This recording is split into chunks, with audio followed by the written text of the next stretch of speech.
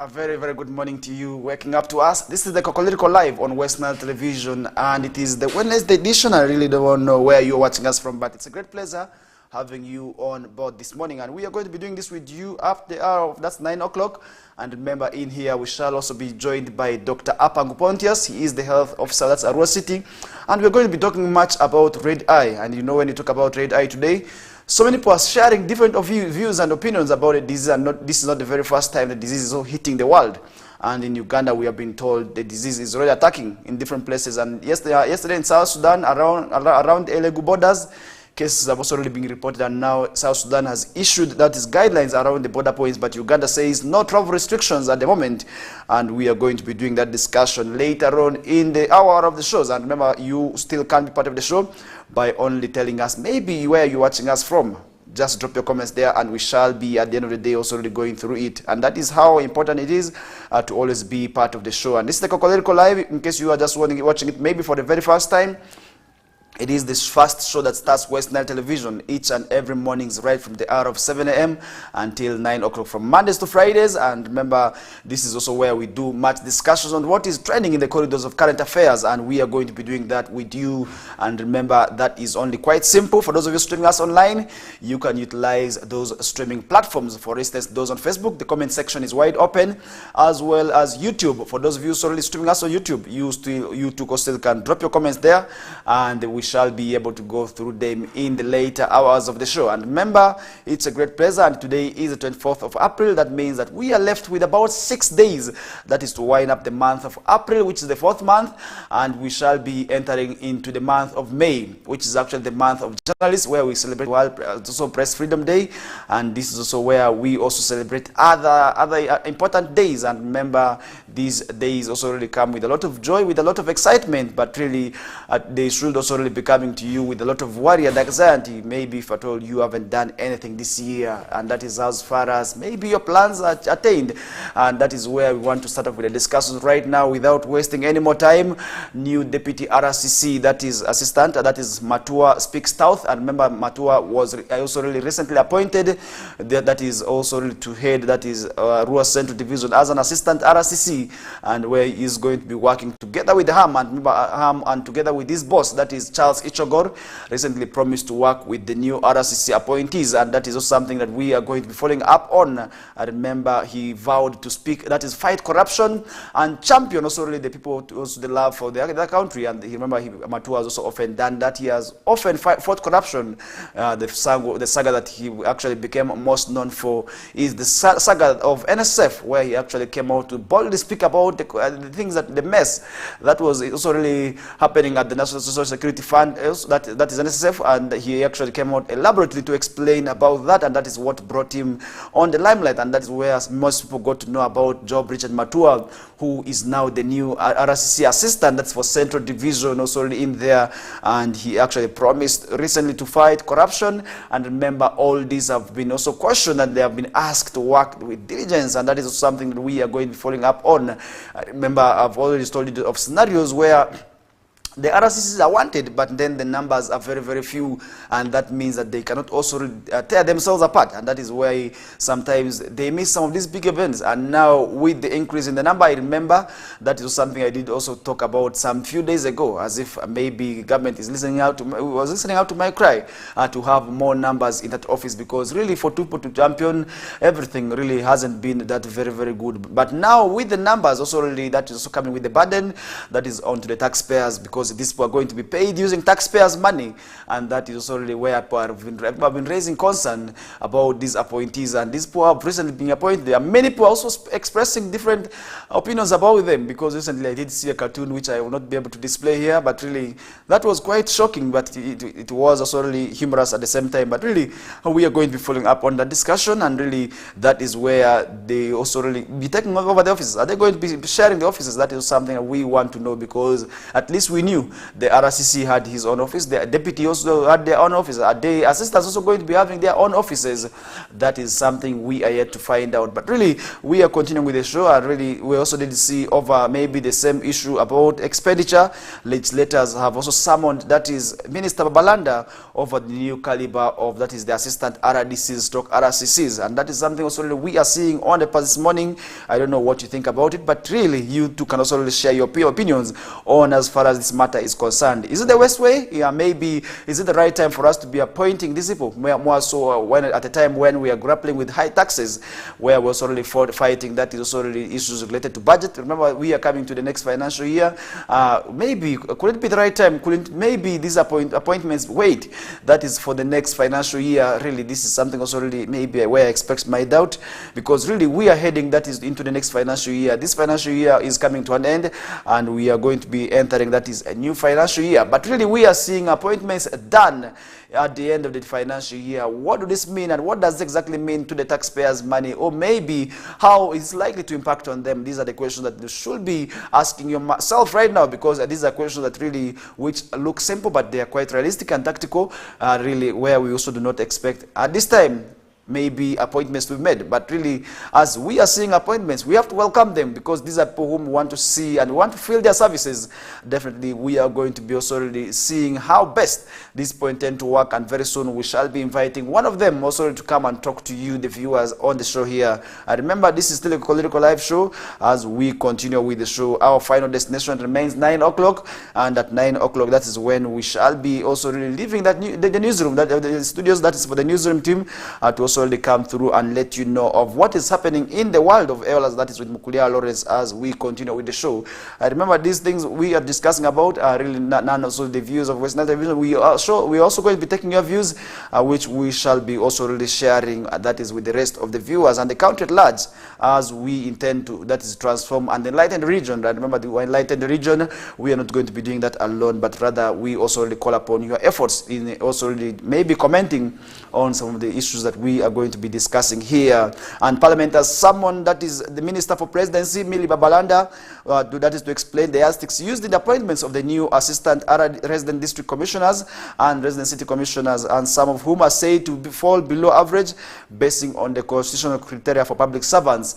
And reacting to the Speaker's communication during Tuesday plenary sitting, the leader of opposition, that is in Parliament, that is Honorable Joel Senyonyi, questioned the caliber of the new appointees, citing one, that is Kisa Chiamunu, a public health instance at traditional healers, and that is also really as to why he does not deem this man fit to also really take over this position here. And according to Section 70 of the Local Government Act, which provides for, that is, caliber of people that must be appointed as RDC, the section provides that these people are supposed to be of high moral integrity, really, as people also really who must also really respect themselves, because really people are making joke and mockery of one who was really appointed in Gomba. And this is something also really where people are saying he's the one who did what. I will not be able to talk about it, but really I do not know if at all he's the one. But these are things that people have been making mockery of. I really don't know what you think about what we are discussing here.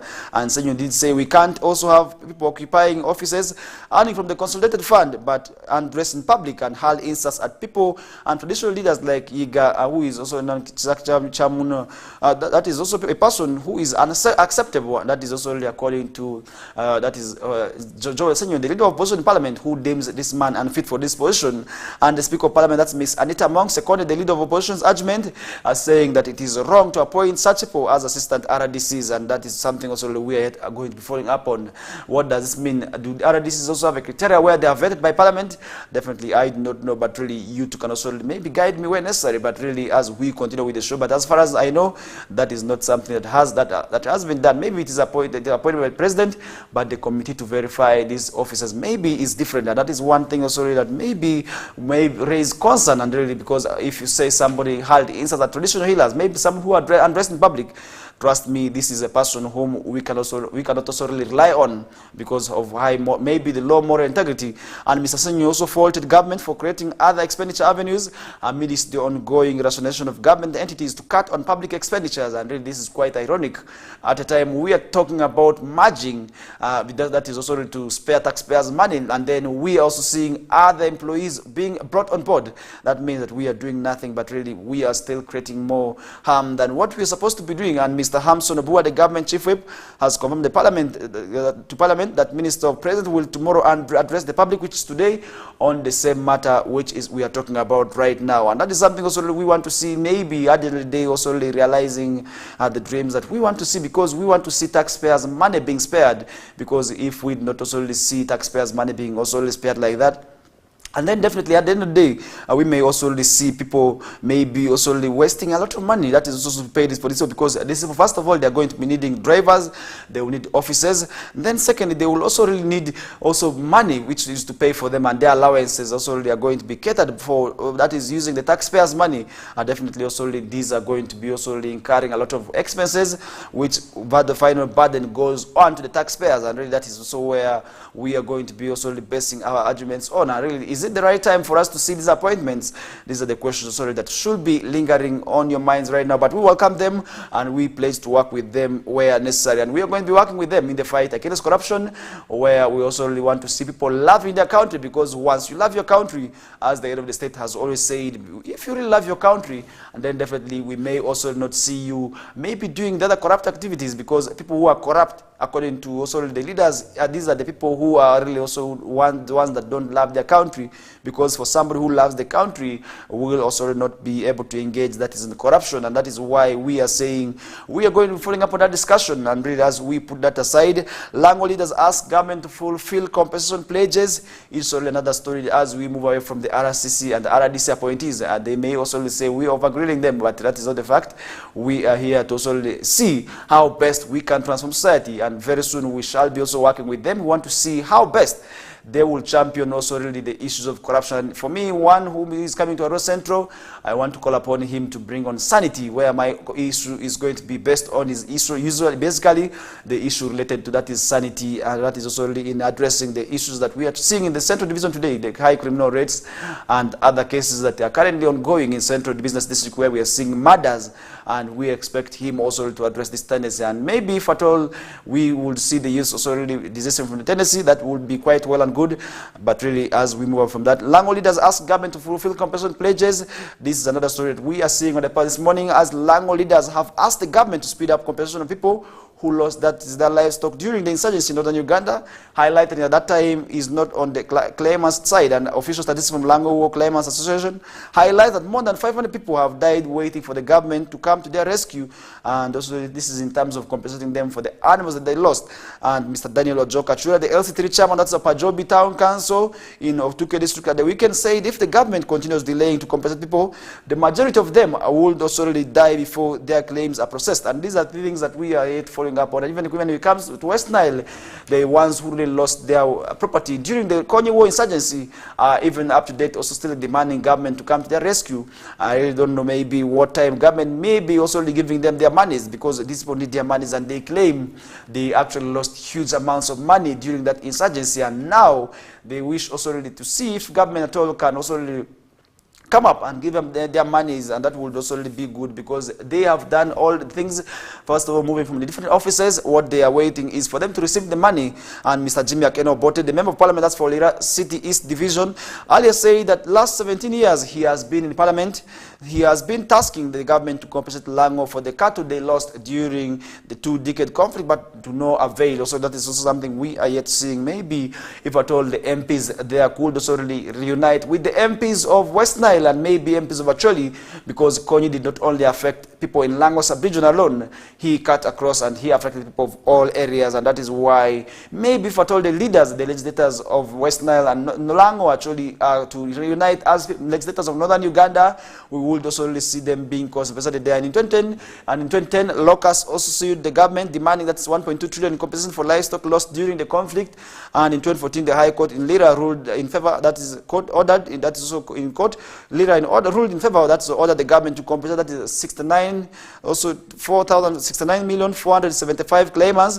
The court also ordered the government to pay that 5 million and 25% interest. That is to each claimant for general also really damages. And Justice Simon Yabakama, in his ruling, that is in July, that's on July 14th, 2014, said it was responsible that's for government to also really protect the residents and their properties during the conflict, and also really ordering the government to pay the claimants in cash. Also, that's something we did see the leader also really being also talking very, very much vivid on there, and quote, valued each sheep and goat that's at shilling 150,000, and the pig that's at shilling 250,000, and each cow at shillings 900,000. These are the things that we are saying. Maybe if at all the claimants, we are to maybe receive their compensation, because there are those who lost animals. For instance, there are those who lost sheep, others lost pigs, others lost cows, and these are people who all need compensation from that time, because these rebels also really cut these animals and really use them as food, because being in the bush, definitely they needed food and they also needed money. And these are things that we are saying, maybe if it is high time now government comes to rescue and pay this people, that would be well and good. And Miss Elizabeth Akulo de Leon, the General Secretary, that's for Locust, also said people have waited for more than 10 years to receive their compensation in vain, that more than 500 claimants have since died as they waited in vain. And these are things that we are yet saying, and we maybe at the end of the day, we want to see these folk being compensated, because once they're not compensated, then definitely we may also really not see them maybe obtaining their money before they die. And really, once they die before obtaining this money, that is how unfortunate it will be. And data obtained from Locust coordinators show that 223 people have died, that is in Kwanya district alone, without receiving the redress, and they have applied the redress that they applied for. And Lira district, 20 claimants have died, that's in Barsab County, and the victims were also identified as Peter Nek, Julio Okwir, and Ismail Abongo, Cipriano Ower, Beatrice Amuge, Joyce Adongo, and Nek Martin Okwada, Kolario Orima, Nelson Okata, and Richard Ogwang, all from Aira Parish, also really dying in there before them getting this money. And these are things that we are following up on, because so many other people, just like the few names I've mentioned, have also died before getting their compensation. Even Western Sub-Region, we are also being told that some of the claimants have actually already perished, and they are now maybe leaving this issue to be followed by their family members. But that is how quite unfortunate it is, because some of these people lost their capital during that time. Because in Western Sub-Region, these were traders who were basically moving from Arua to Kampala to actually process their goods, and by the time of that insurgency, most of them were able to also lose their lives in that insurgency there. But really, we are continuing to follow up on that discussion until the last drop, and we shall also really keep on reminding you on that same issue as we continue with the show. This is Kokoliriko live on Western Television. In case you are just joining us right now, you're most welcome aboard from wherever you are watching us from. We say it's a great pleasure having you watching us this early morning. And remember, it is a Wednesday, and you should be asking yourself, we're already in the middle of the week, maybe how far with the plans that you laid at the beginning, and what have you so far achieved? These are the questions that you should be asking yourself, because we are just remaining with that is about 6 days to wind up the month, and we shall be entering into the month of May. Do you just want to see the month of also April just dying like that? I really want to say, let's also really speed up on our process of maybe working towards what we want to achieve.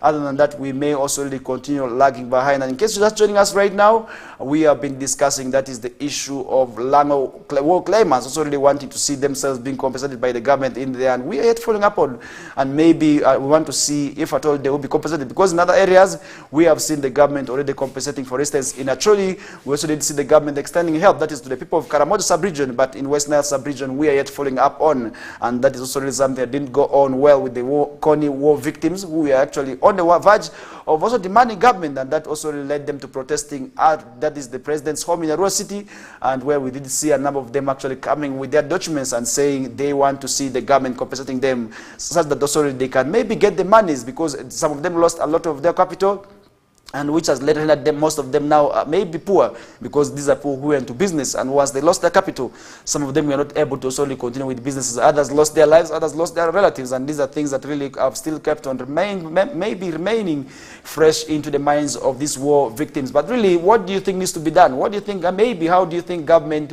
also can help these people who are yet demanding for their monies?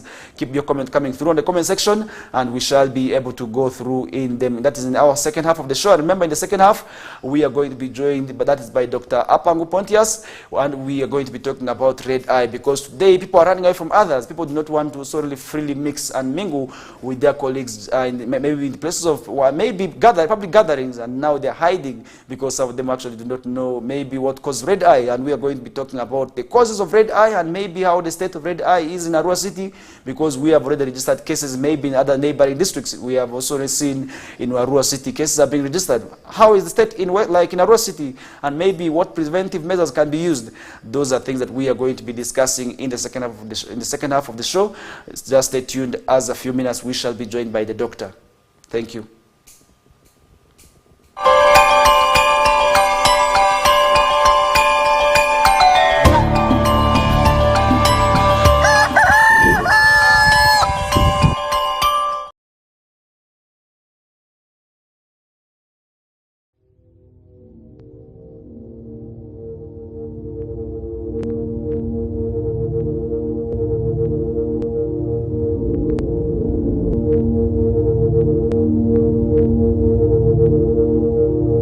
West Nile TV, lighting up the region.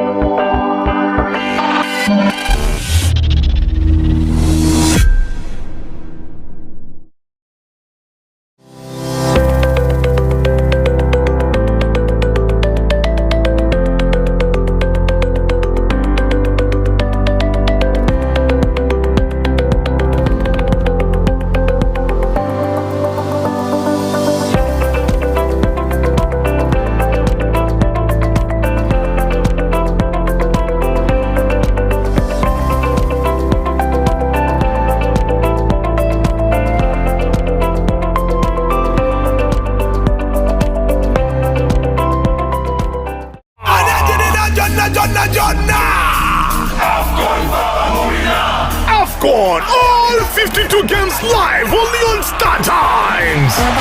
StarTimes brings you Africa's biggest football tournament, AFCON 2023 live in English and Luganda commentary. Starting January 13th, don't miss Mo Salah, Sadio Mane or Nana. Lead the hunt for gold as they take center stage. Renew your StarTimes subscription today and enjoy all 52 matches in HD live on Sports Premium and Sanyuka Prime. StarTimes, the official broadcaster of AFCON 2023. This message is powered by Techno, the official sponsor of AFCON 2023.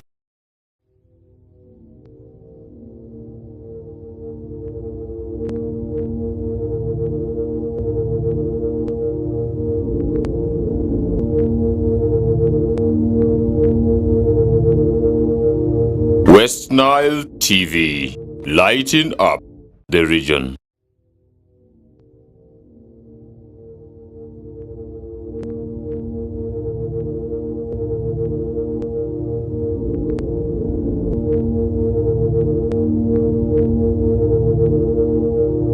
West Nile TV, lighting up the region.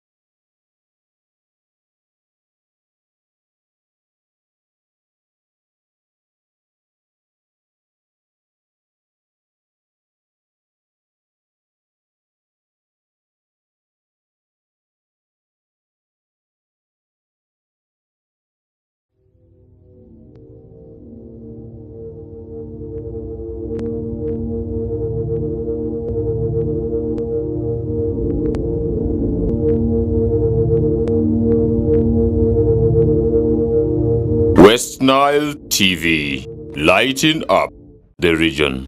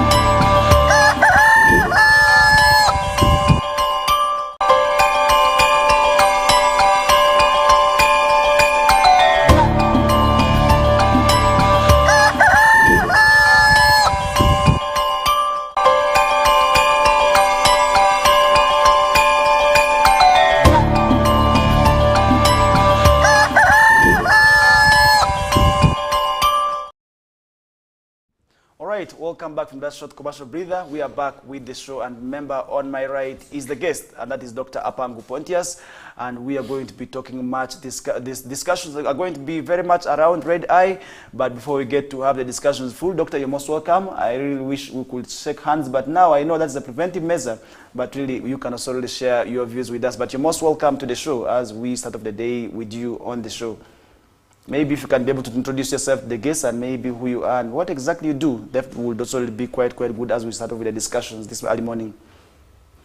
Thank you so much, Majid. Good morning, everyone out there. I'm Dr. APANGU Pontius, City Health Officer at Rural City. Right, that is him, and that is how brief he is. He's always a brief person. When it comes to introduction, I really know that is because he's a doctor. But if this was a politician, we would know maybe how many times he will take introducing himself, because usually we know politicians, when you give a politician 1 minute to introduce themselves, they will take like 5, because they will first of all start and maybe touch on their achievements here and there and what they intend to do.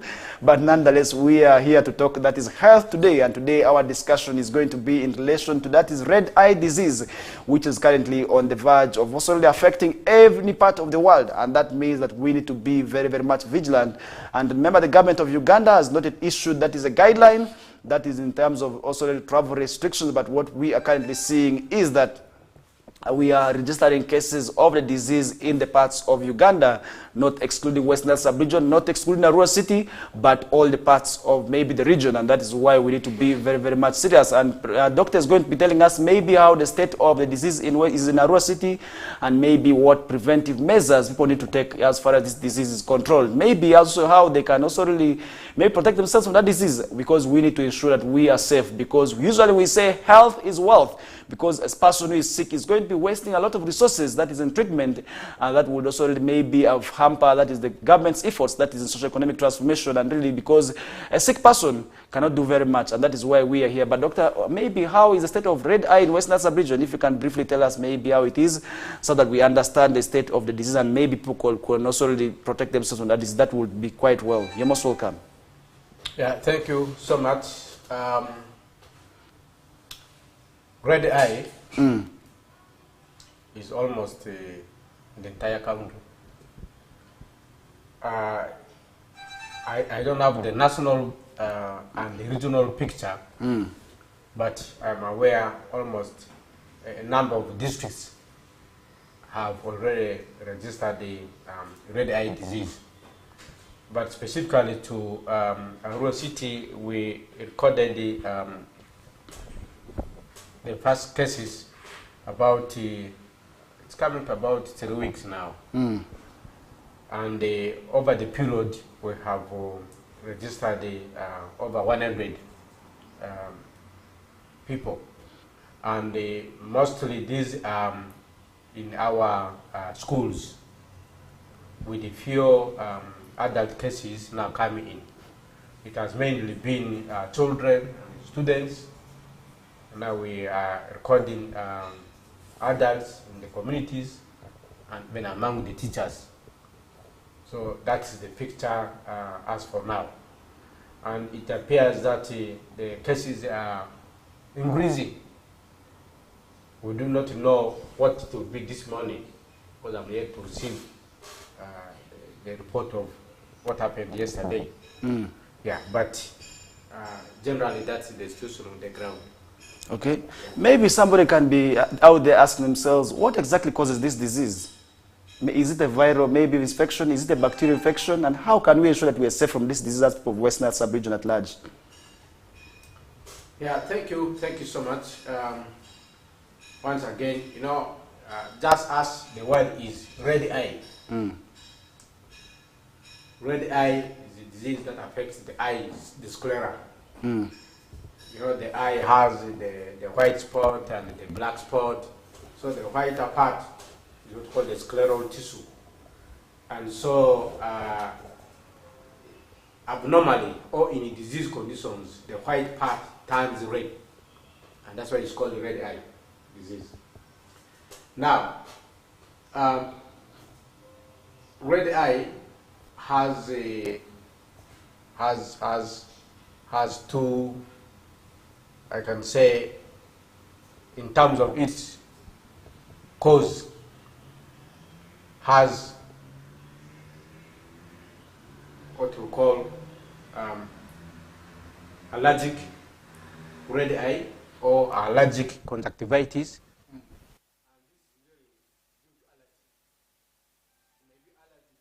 The environment, you know, smog, heat, cold, and maybe other perfumes. People who have allergy to other conditions may often actually present with allergy to, you know, in terms of allergic conjunctivitis. Now we have the infective conjunctivitis. And in this case, there's a causative agent. So in the infective conjunctivitis, we have viral conjunctivitis and bacterial conjunctivitis. So that means you will see that in red eye disease, we have three things that may coexist. Now, meanwhile, allergic conjunctivitis is not infectious. The infective conjunctivitis, as its name stands, is infectious, is communicable, is transmitted from one person to the other. Okay. So now we have red eye with us. Do the person who have red eye now, do they have the infectious? Okay. Doctor, I was coming to that. We are living in a region where we live together. Yes. And definitely now some people are running away from others, thinking that this disease can actually jump from one place to another, maybe from one place to another. Is that how the disease maybe is spread? Is it a contagious disease that maybe can be spread from one person to another through contact? Yes, I am coming to it. Now, as per the classifications, the allergic red eye is not infectious. The infectious conjunctivitis, as it is communicable. Now, how does this disease spread? Basic speaking, infective conjunctivitis or infective red eye is a disease of hygiene. It's of disease hygiene. It is not, it's not transmitted like by aerosols. You remember we had the COVID, where someone's near you speaking, coughing, sneezing, can easily spread the virus in the air and you inhale. But in the red eye infectious forms, that's not the way. Now, it is a disease of hygiene, it is a disease of conduct. Conduct means 1, handshaking. 2,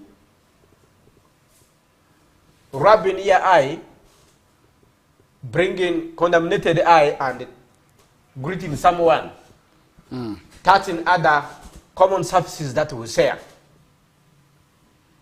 The chairs, the car knobs, the door knobs,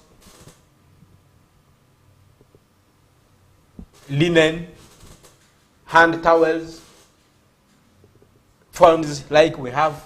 First give you a phone, I want to,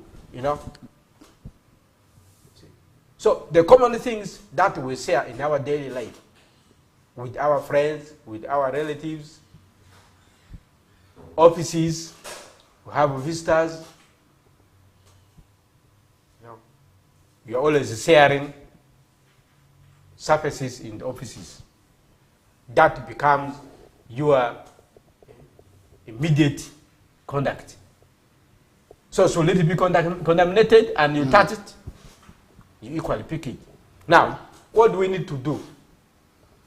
So that's basically the way the red eye disease is transmitted. Therefore, there are other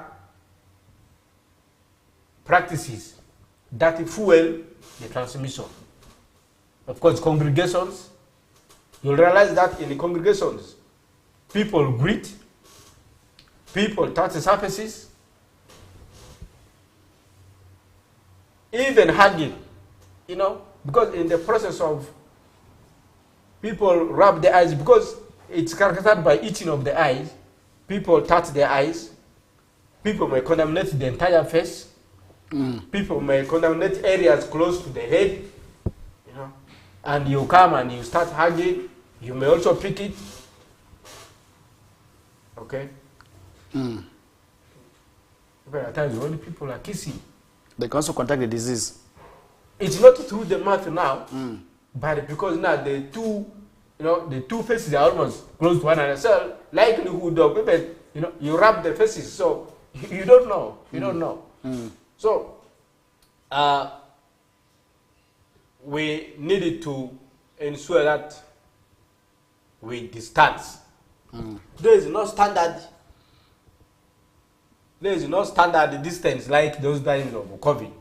Of course, now when you are in a social, in a congregations, you need to minimize greeting, handshaking.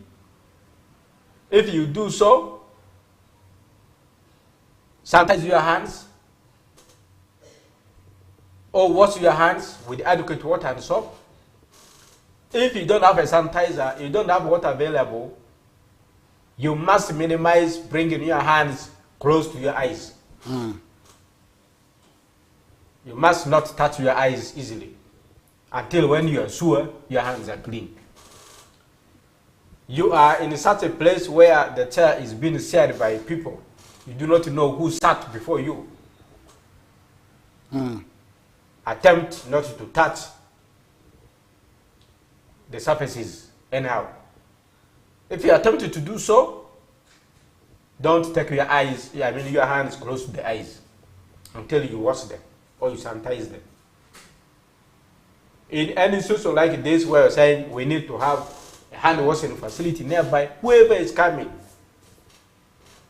wash your hands first.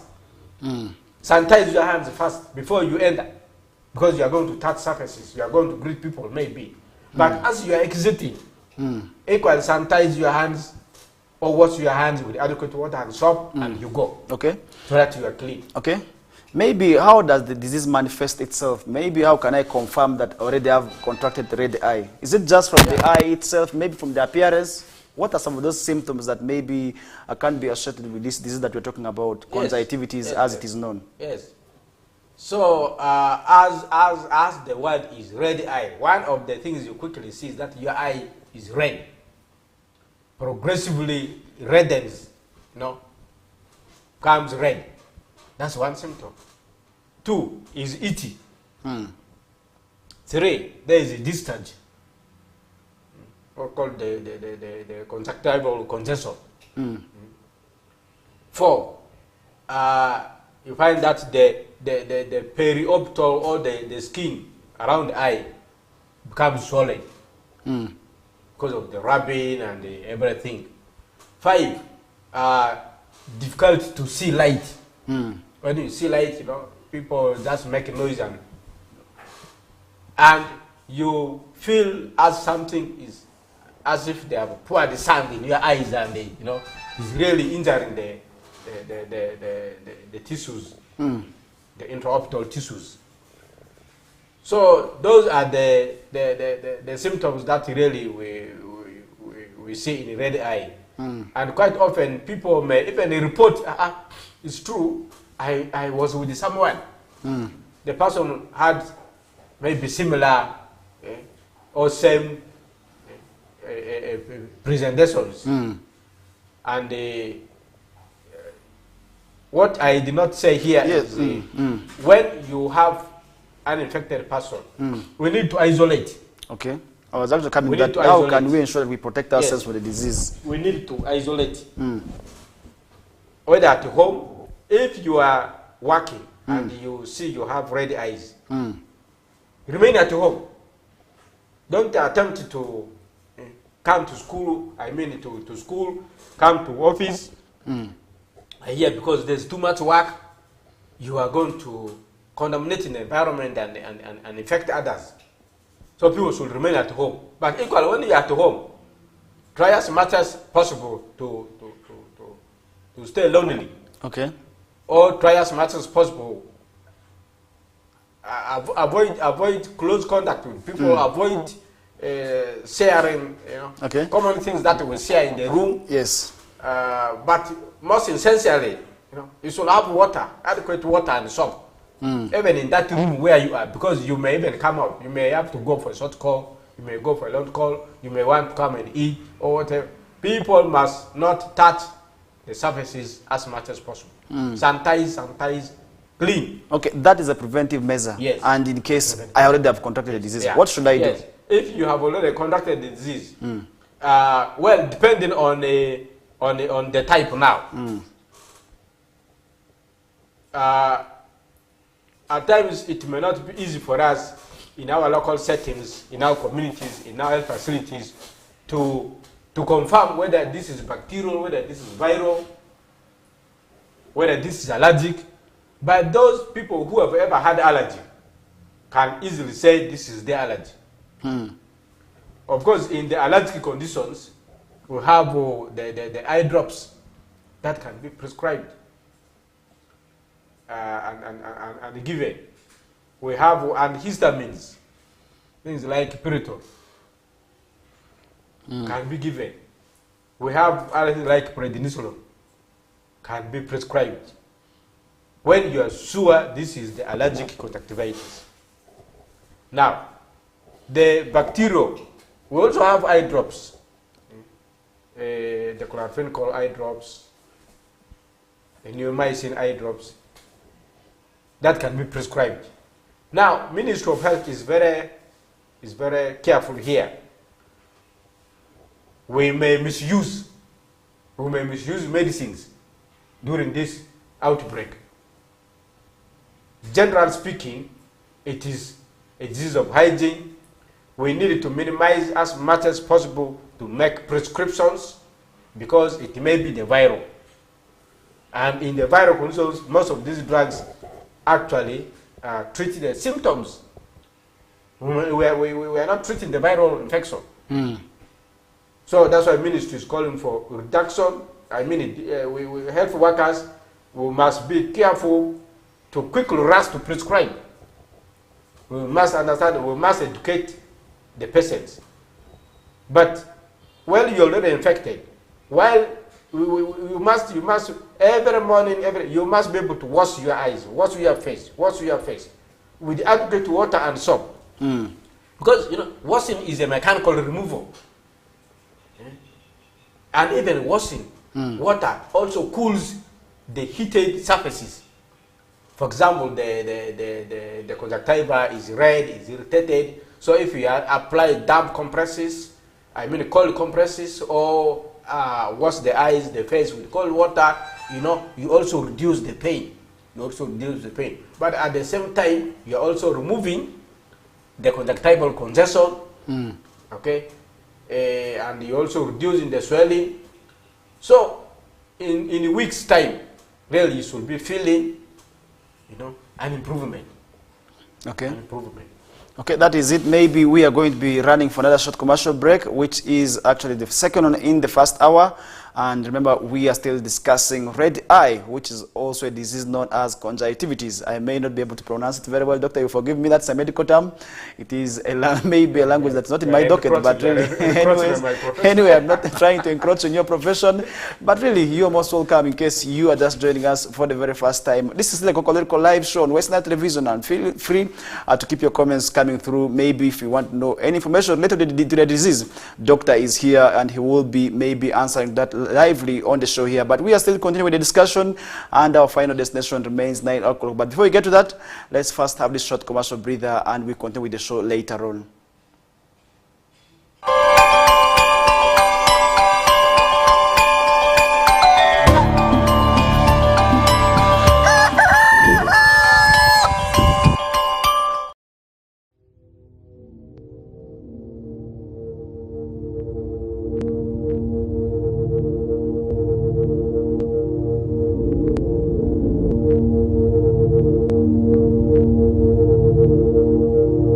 West Nile TV, lighting up the region.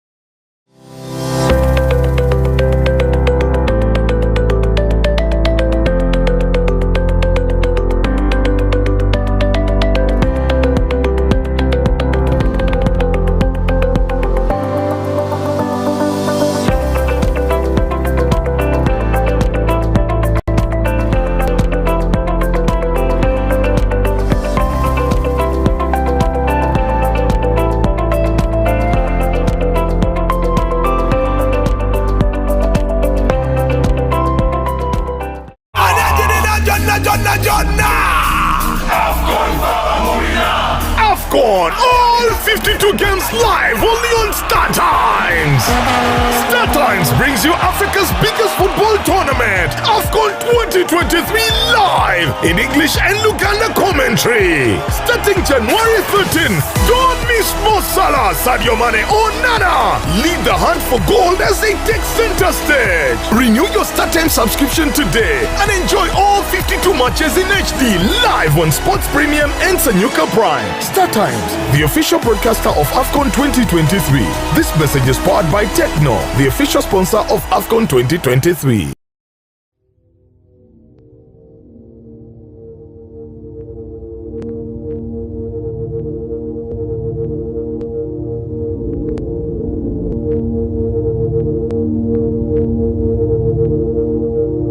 West Nile TV, lighting up the region.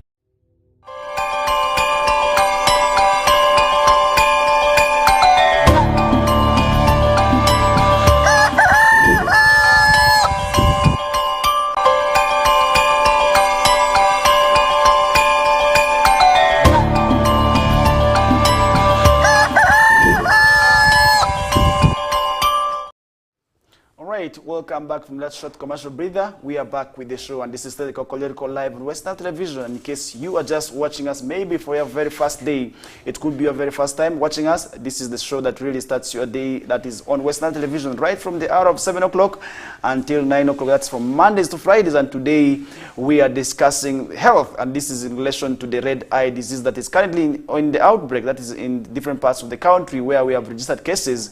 And now we want to see maybe how the disease can be prevented, and first of all, maybe understand the causes of the disease as well, such that also we protect ourselves from the disease, because this disease is actually one that is very, very painful. I remember the time it hit, that is West Nile sub-region at one time, because by that time we are still in primary. Doctor, I will remind you, so those who contracted the disease, we really saw the kind of situation they were going through, really the kind of pain that they were really subjected to. But really, for us to also really avoid those pains, it is time that we also really avoid maybe what doctor is telling us here. Maybe, doctor, now as we start off our second hour of the show, we want to understand maybe who is on the verge of this disease, which people are more vulnerable to maybe contracting this disease as we continue talking about it.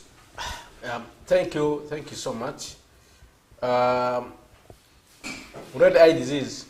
There are no specific age categories that may be more at risk than others. Almost everyone. But people who are in close contact or who are attendants of persons with this eye disease may be more at risk, because it's, because you are closer to a patient, likely you can pick. But there are no, so people who are, those who are in close contact with the affected persons, those in the congregations like our schools, maybe the churchgoers, they are the ones who may be more at risk of contracting the disease. Now, in places where there is a poor sanitation, poor hygiene, people who don't believe in hygiene, who don't believe in hand hygiene, who don't believe in, reducing hand shaking and washing hands all the time, are at high risk. Now, our human behavior, and especially for us, the Lubaras, I don't know the other cultures, when you don't handshake, they will say you're a bad person. You want to greet. Bad person. Either you think others are bad, others are going to kill you, others are going to poison you, others are going to condemnate you, others are, maybe you are working class, these are poor people and what. And yet you are trying to save them as well as save yourself. Now, when we had this instance of red eye, we have attempted to get to our facilities, to our schools, and even our offices. during the time of COVID, SOPs including face masks, hand hygiene, washing hands, having these hand washing facilities at our doorways were visibly present. In our facilities, everything was there. People even do not want to sit down. They will rather remain standing with their arms folded. But now when COVID went, it went down with all those things. These things are not there. In the schools, you find things are not there. In the health facilities, some of them, the things are not there. In our offices, those bottles of the sanitizers are not there. At the doorways, the hand washing things are not there. Visitors, traffic, and walk. You see? So, people who are attending to visitors and visitors who are coming to new places, they are at the risk of picking out the red eye if the surfaces they touch is contaminated. All the office users are at risk of getting eye disease if the surfaces they use are contaminated. Now, I say, well, we are close to the end of the term.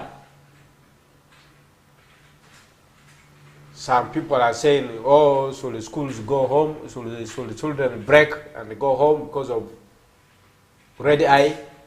Yes, we are saying if a child is infected, the child should be isolated. And isolating the child means the child should remain at home. Because at home, the number of contacts might be reduced than in a school setting. For example, a class has over 100 children. They are seated together.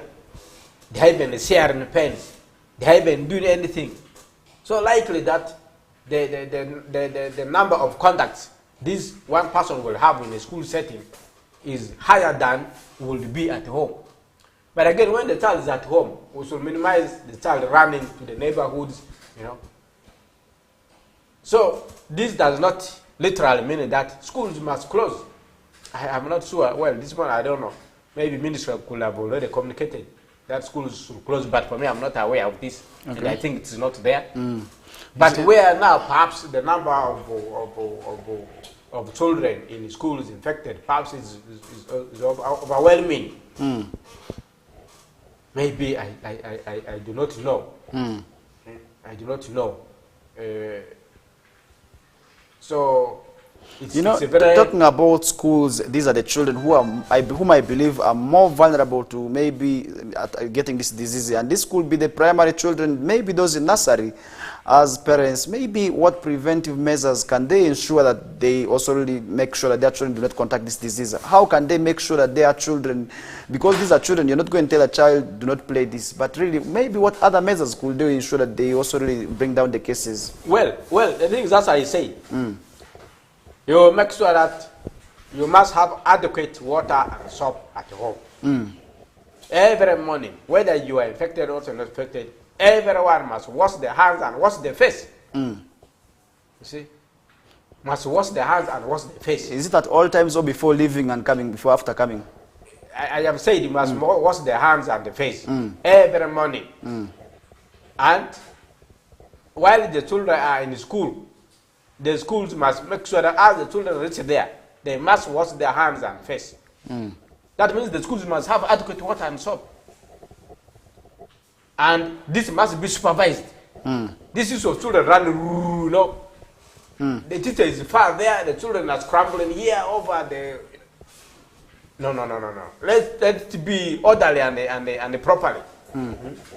But also as they do this, now, those surfaces where the children are going to sit may be contaminated. You go clean, but you contaminate there. I don't know how many support staffs we have in these schools. That means as the children are leaving in the evening, the desks and everything must be mopped with the adequate disinfectant.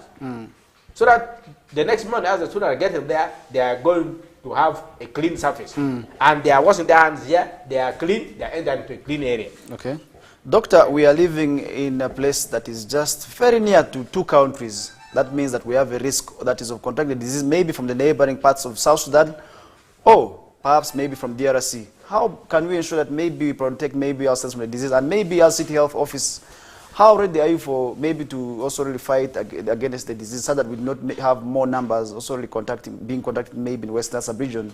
Because if you look at maybe Arua city, we have 2 countries that are bordering us. We have the risks from South Sudan, and then secondly, we also have risks that is from DRC, and all this may be posing risks. Because if you look at the infection, maybe outbreaks, usually that is where the emphasis is always being put at, because so that we do not maybe also really import the disease from the neighboring parts of the country. Maybe that where the numbers may be alarming.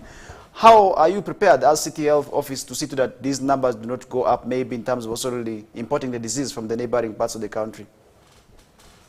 Well, even before we started thinking of our neighborhoods in DRC and South Sudan, even within ourselves here, within Uganda, people are mobile, people are moving, people are looking for survival.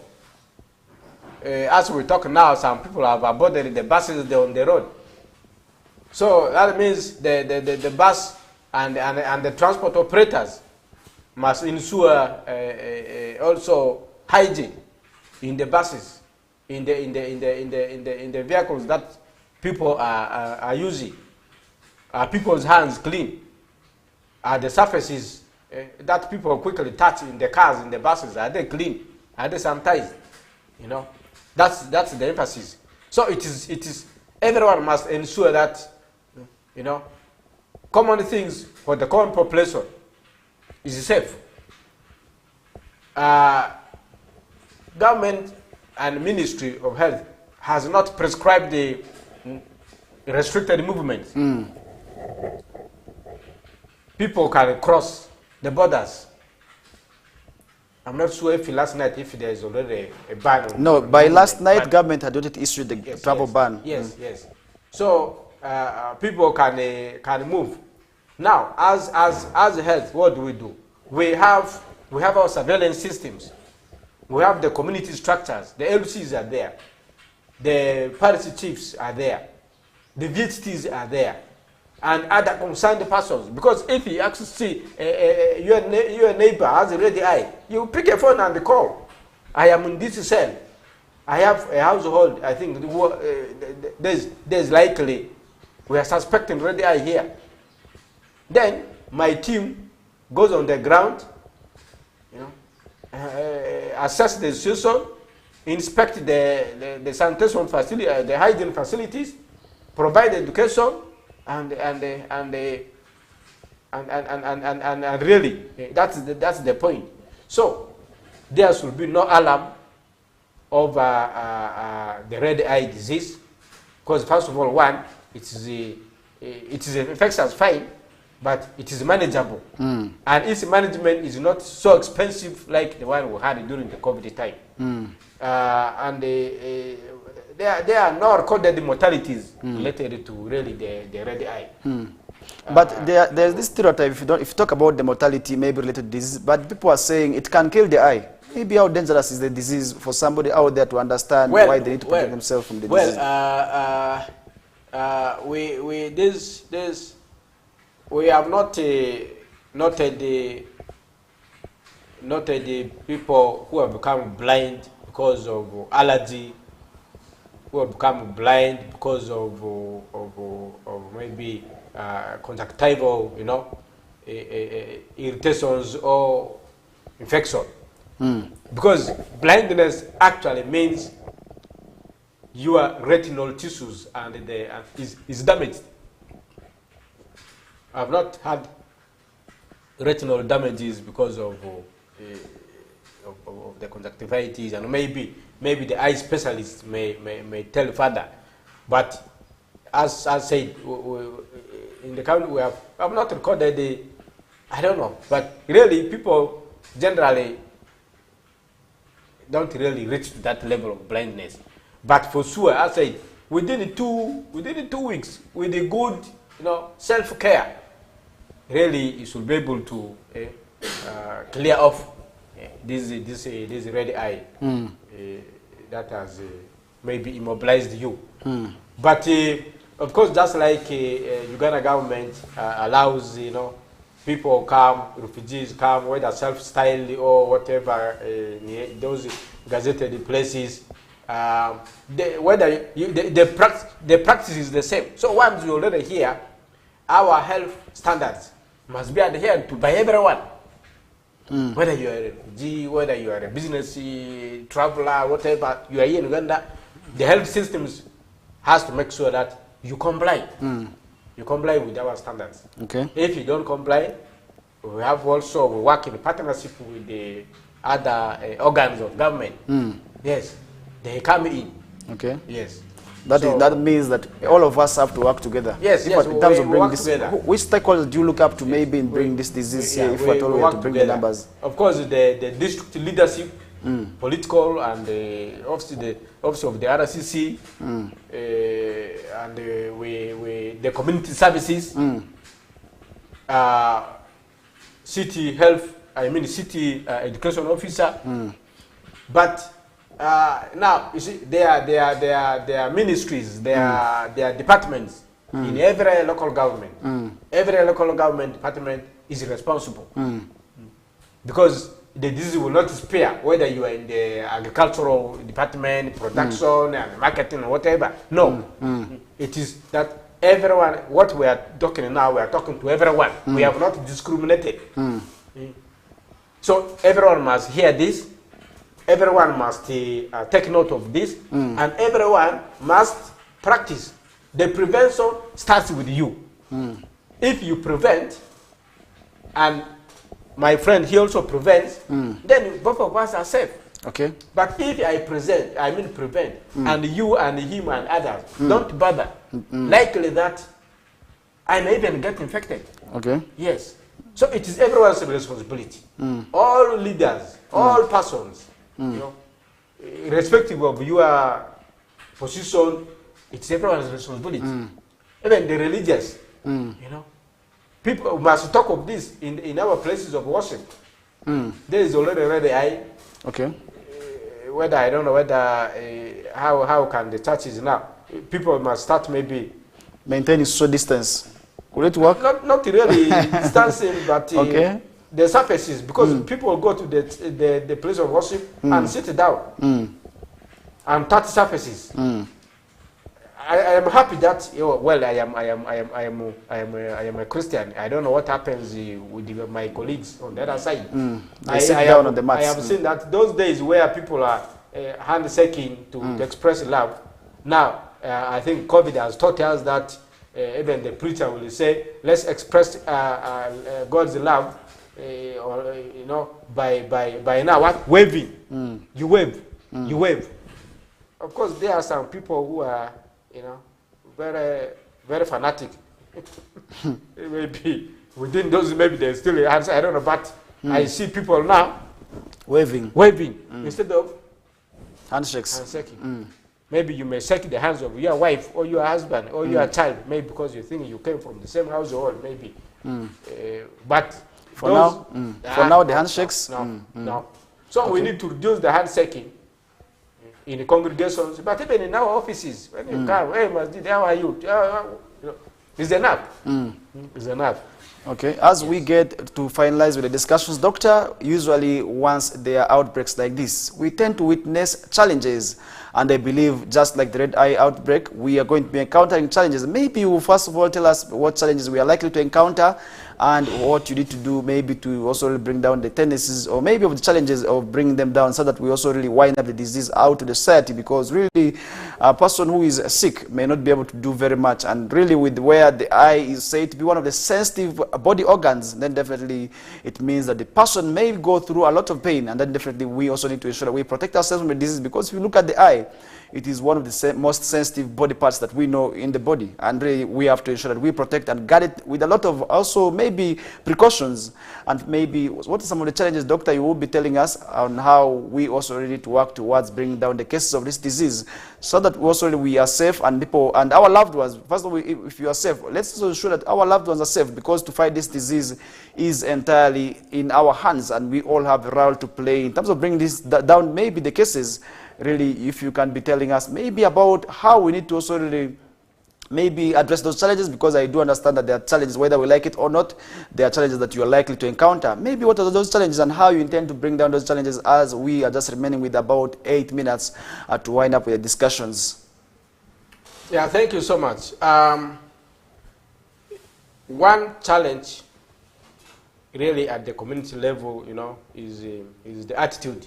The attitude and the behavior of the people.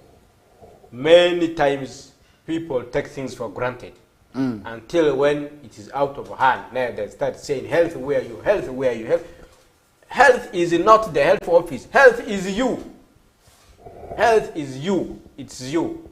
So that poor attitude, these things of I don't care, they are not bothered, until when things out of hand is our challenge. Two, we also have, as said, we work together with the others. There is a tendency that it must be health people to do it, yet you could equally do it. You may be a politician, you may be education officer, you may be a teacher. You are not instituting preventive measures of hand washing and hygiene in the schools until the health personnel come. And yet, it's a basic thing. Three, now of course, there is poverty. People are generally poor. Perhaps we can say it may not be the attitude, but maybe financial constraints making people behave the way they are. As we're talking about, the actual some people even don't have a single bar of soap at home. And actually some households here in these urban settings don't have adequate source of water. Some people don't even get piped water. Some people end up going to get water in the streams. Even others get on the road. Now you start wondering what kind of people are these. So anyway, it is poverty. So now at my office level, we have a personnel fine, but we are now limited with the infrastructure to reach almost to every level. Now we have the VHTs. We need to sensitize them. We need to package this information so they can go. Now, congregating VHTs requires facilitation. People cannot leave their households to come and have a meeting where you want them to go back empty.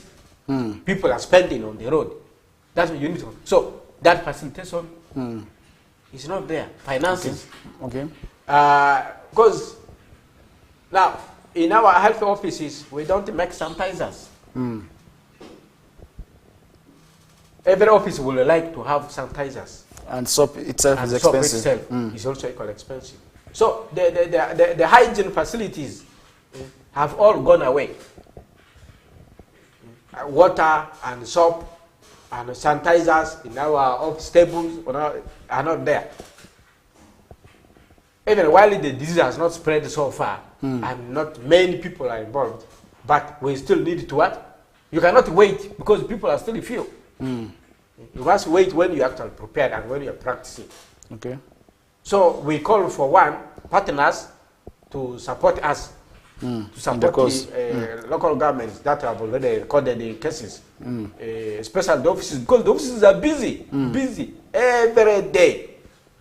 Our leaders are getting in contact with the people in meetings, official visits. They are touching the door knobs, they are touching the surfaces. So we need to have sanitizers in these offices to save our people. So I appeal to partners, please give us the sanitizers to clean our office surfaces. but also I appeal to the media, because like I am here. I don't know how many people are listening out there. And I expect that this conversation does not end here. The media must be able to propagate this, so that those who are not here with us, in the process of you are running the messages and whatever, these dimensions, others may know. And for those who have also got the information, maybe they should keep it. They should act as ambassadors. Those who have gotten the information, please spread the message, spread the gospel. Those who already have sick people at home, please use that as a practical, means of containing the condition. Finally, I want to say that service delivery, irrespective of which ministry, which agency, which department, whatever, is everyone's responsibility. I am here talking about health, but I need food. I am here talking about health issues. I need to use the roads. Okay. So all of us must collaborate with each other to ensure that we get all that, because I need it all. You need it all. Even here, we're here for communication. Without communication, we may not know what is happening. Okay. So we really need to work together. We need to spread the good news. Okay. And enjoy the world. All right. Yes. All right. Thank you so much, Doctor, for coming through and talk to the people. Really, and we want to also thank people who watched us right from the time we began. That's with the conversion in relation to Red Eye. Until this hour of the morning, we say thank you so much, and really we hope now you have gotten maybe message that you needed in relation to that disease, and now we expect you to take the message and put it into practice. And for those who have also already obtained maybe the knowledge, Doctor said it earlier here that you should not keep it to yourself alone. Also really spread it to your families, spread it to your neighbors and your loved ones out there, so that also really they get to protect themselves with the disease. First of all, the issue of hygiene is very key. Let's ensure that we put water, maybe, and soap for those who cannot afford the sanitizers in places of where there is access, maybe in numbers to these public gatherings. That would also really be very, very much paramount for us to also really avoid contacting the disease. And really that is what brings us to the end of that discussions. And up next, we are going to be continuing with other topics. And as we let go of Doctor, and we really want to thank you so much, Doctor, once again for coming through. And really we appreciate you for coming through and talk to the people. And really with that, we come to a close of today's discussions, and that is in relation to the Red Eye, and we shall be continuing with other topics shortly from now. Thank you. Thank you so much.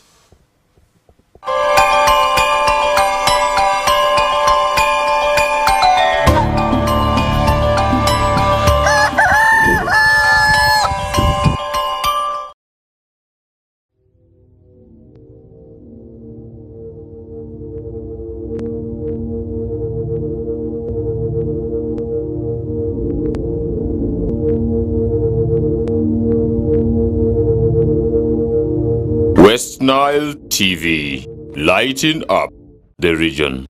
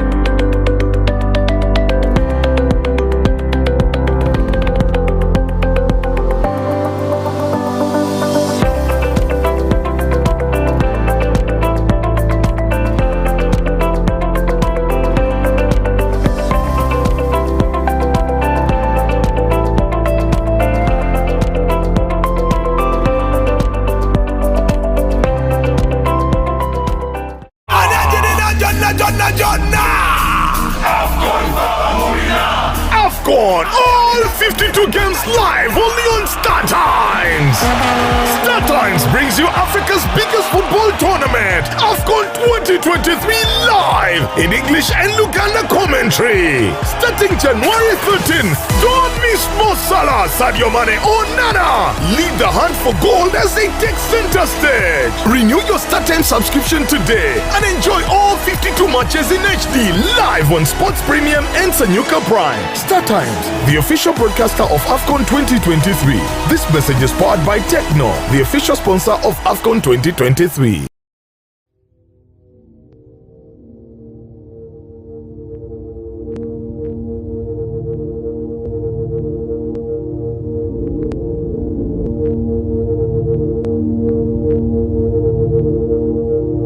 West Nile TV, lighting up the region.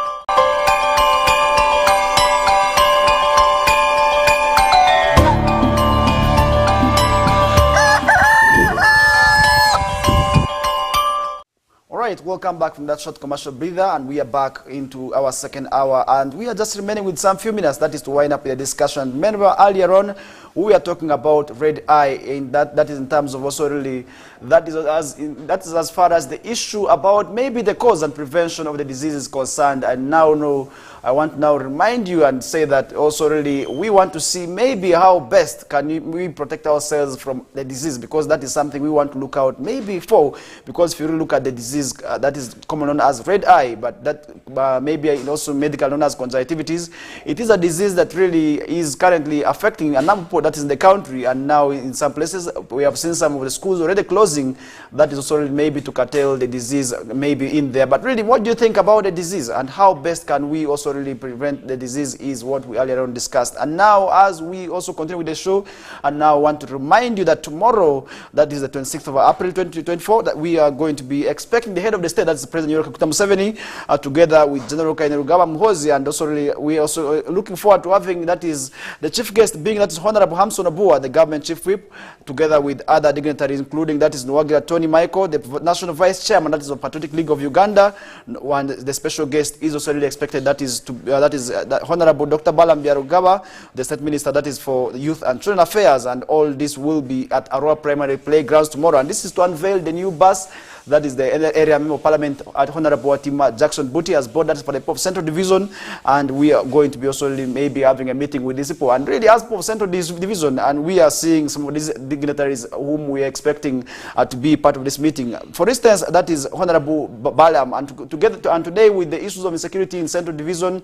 where we are also seeing a number of our youths now being killed, that is in cold blood, by people who are tired of also really wanting to see that theft prevails in the society, and that is also really why they have resorted to mob action, which is really against the law. And really, as for Central Division, what are we looking forward to front the president? These are the things that we should be thinking about tomorrow, other than just thinking about the bus. And I don't know, it comes with a lot of excitement, but rather I also want to say there's more that we need to do towards that. Other than that, we would also really want to see some of the youth getting the help that they want, because if you really look at what is happening today, where in case just somebody shouts a thief, definitely we see a life lost in there, which is really quite unfortunate. And recently we did see one who was actually beaten, that is beyond normal, that is in a Diofe, and according to information we received, the young man passed on after attempting, that is to snatch a handbag, that's from a woman. Really, how can we ensure that we protect ourselves from this maybe this disease, which to me is theft, and it is a disease and a cancer that is currently eating up the youth in Central Division. And according to information we are also receiving, this is because sometimes the youth also really want to live luxurious lives, but really coupled with the issues of money also not being enough, that is why they are resorting to theft as an alternative, which is never a solution. But really, how can we ensure that the leaders who are really coming also tomorrow can be fronted with the ideas of maybe helping the youth, because we want to see the youth also being helped, and we want to see a society that is transformed, and all this will be, that is tomorrow at Aroa Primary School playgrounds. And this is something we are going to be following up tomorrow, and we also really expect you to be there, also maybe front your ideas, because we need to also really see to that you front your ideas and also raise the challenges that you are going maybe through as youths, as women, as people of Central Division, to the leadership that will be in here tomorrow. We expect the President, that is His Excellency Yoweri Kaguta Museveni, to also be part of that celebration, that is to unveil this brand new bus the area member of Parliament, Honorable Watima Jackson, has bought for his people of Central Division. And we also really expect this now, this bus, which is going to be handed over to be used carefully and to be used very well, that is in coordinating some of the affairs of the division, so that also those who need the service of the bus may also really hire it at a cost that may be subsidized there. And really that is something also really we want to remind you of. And tomorrow we are going to be at Aroa Primary School playground to follow up on that. And definitely you too also really can still be part of that and really come through and also really be part of that celebration in there as we continue with the discussion. And really, in case you are just joining us right now, you're most welcome aboard from wherever you chose to watch us from this early morning. It's a great pleasure knowing that you're watching us. And really from wherever, it is always where we also really want to thank you for. For those of you watching us via maybe across overseas, we also say thank you so much. And this is where definitely you will be getting information that is of what is happening right from West Nile sub-region, and that only happens nowhere but only on that's West Nile television. And that is also why we also really want to remind you of. And still talking about the President, recently we did see traders also going on strike. And now also on the this morning we are seeing Museveni lectures traders as he meets officials. That is today, and we are going to be also following up on that discussion. President Museveni has dismissed key concerns that were raised by the traders also really before they went on strike 2 weeks ago. Ahead of his meeting with government officials from several ministries and Uganda Revenue Authority today, last week, the traders went on strike protesting a range of issues, including that implementation of the electronic fiscal receipting and invoicing system, abbreviated as the IFRIS, or that is in relation to its enforcement and penalties to defaulters. High tax is also really imported, that is through the system, and bank agency notices issued by URA traders, or that is on the accounts also really of corruption, also really which the traders also really, that's something that didn't go on well with them as to why they also resorted to the strike that we did see.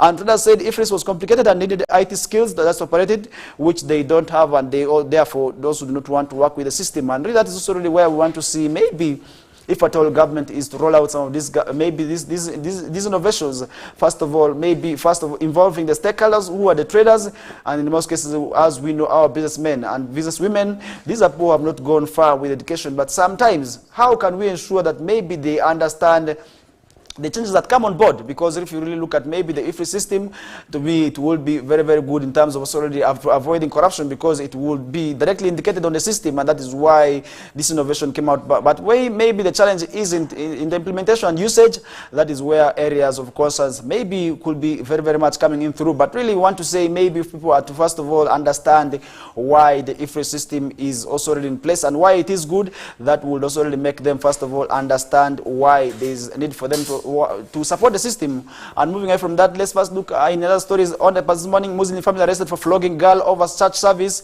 is also really another story that we are seeing on the this morning. And the Muslim family that has been filmed flogging a teenage relative for allegedly attending church service has been arrested. This is according to information we are receiving from police. And Mr. Jabir Higenyi and 6 other family members also already were on Tuesday arrested over the shocking assault of a video captured, that is in an 18-year-old brutally who was flogged, that is for attending a church service there. And this is against the laws. And I also want to remind that this is totally against what the laws are saying, because if you look at the laws, they do not permit, that is also already flogging. And there's freedom of expression and freedom of worship, where if you reach 18 years, you have the right to choose maybe what kind of people you want to associate yourself with. It could be politically, it could be in faith, and that is why it is very, very unfair for what we did see on the video, where the girl was really brutally beaten in that video, which is really quite unfortunate. And really that is only where we want to summarize the discussions with. But before we get to summarize and climax the discussions, let's first look at what is happening in the world of sports, because as usual we summarize with what is happening in the world of sports. And in the sports updates this morning, let's also really look at the game that was played yesterday, that that is between Arsenal Football Club and Chelsea Football Club at Emirates Stadium, where we did see Arsenal walloping Chelsea Football Club by 5-0. And I know this did not really go well with some of the supporters, more so the Liverpool and Manchester City fans, as far as that game is concerned. Also, tonight we shall be having the same, that is in the English Premier League, as Wolves will be taking on Bournemouth, as Crystal Palace will also be tussling it out with, that is Newcastle United, and Everton will be taking on Liverpool, and Manchester United as well will be playing against, that is Sheffield United. And all these games will be determinant, and these are games that will be determining who exactly will be crowned, that is the winners, and as well as those who are going to be relegated, because the battle remains, that is for the winners and also really for the relegation battle in there. And that is as far as the world of English Premier League is concerned. And remember, in the regional league tonight, there will also really be games, as Arua City also really will be playing at Greenlight Stadium, and we are going to be also giving you more details of some of the games that we have left right on the show. That is that will be also really coming through. That is whistle time, and remember the whistle time will be coming through. That is from 2 to 3 p.m. Or when Zagalinda Suzy will also really be giving you more of the analysis and comprehensive details of some of the games that will be taking on place today, and maybe yesterday, and maybe where the teams failed and what really Chelsea didn't do well, so that they can also really beat Arsenal there after being beaten 5-0. And really, I don't know what will also really be determining, and we want to see maybe which team exactly will be crowned champions at the end of the season. And really, that brings us to the end of the show. In a special way, I want to also really appreciate you who watched us right from the time we began until this hour of the morning. We say have yourselves a good day, and from me to you, it's a goodbye, as Mukulia Lawrence also really prepares to give you what is happening in the world of news. That is the Aeola's News Bulletin. Stay tuned.